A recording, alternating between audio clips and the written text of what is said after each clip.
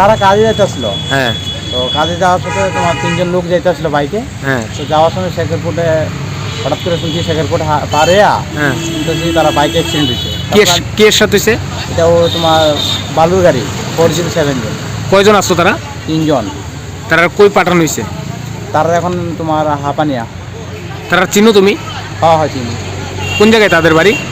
তো 2 জনের বাড়ি হলো তোমার তোমার হরিশনগর বাড়ি, হরিশনগর সামনে, হ্যাঁ বাগানের সামনে, আর একজন বিশালগড় আর কি। আচ্ছা।